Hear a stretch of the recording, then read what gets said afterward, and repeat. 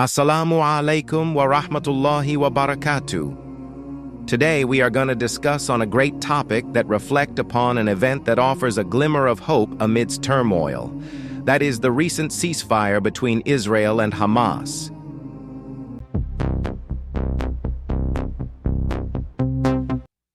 After 15 months of relentless conflict, this agreement signifies a moment of relief for millions.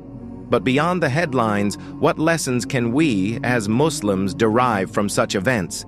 This ceasefire marks a pause in violence, enabling the delivery of much-needed humanitarian aid to Gaza and the release of hostages on both sides.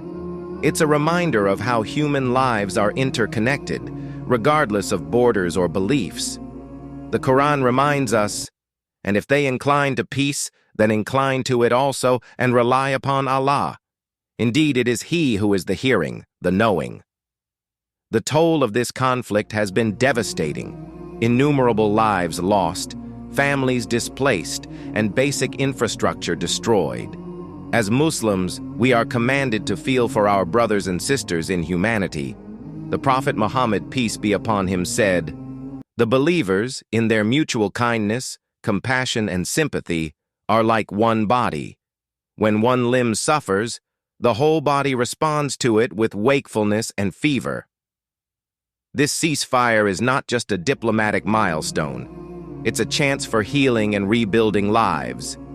History has shown us that peaceful coexistence between Muslims and Jews is possible. During the golden age of Islam in Andalusia, Muslims, Jews, and Christians lived together in harmony, contributing to advances in science, medicine, and philosophy. This history reminds us that despite our differences, there is more that unites us than divides us. Allah commands us in the Quran, "O mankind, indeed we have created you from male and female and made you peoples and tribes, that you may know one another. Indeed, the most noble of you in the sight of Allah is the most righteous of you." Even today, we see inspiring efforts to bridge divides. Interfaith dialogues are fostering understanding, while grassroots movements are working tirelessly to promote peace. It is in these small but significant actions that we find hope for a better future. As Muslims, we are encouraged to actively participate in peace building. The Prophet, peace be upon him, said, "Shall I not tell you what is better than fasting, prayer, and charity? It is mending relations between people." The true victims of any conflict are often the most vulnerable, children. These innocent souls bear the scars of wars they never chose to fight. Let this ceasefire be a stepping stone toward creating a world where every child can grow up in safety, dignity, and peace. Allah says in the Quran, "Whoever kills a soul, unless for a soul or for corruption done in the land, it is as if he had slain mankind entirely.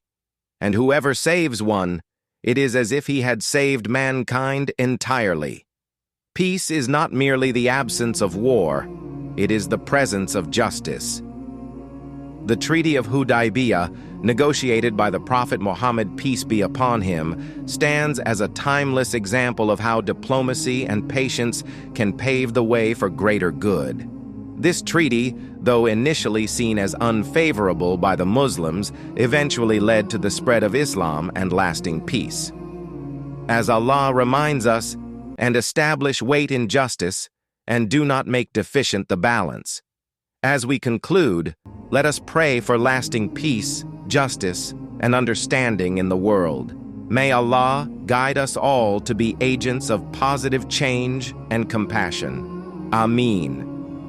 If you found this reflection meaningful, don't forget to subscribe to Vibes of Islam for more content that connects modern events with timeless Islamic wisdom. Jazakallahu khair for watching this video. Assalamu alaikum wa rahmatullahi wa barakatuh.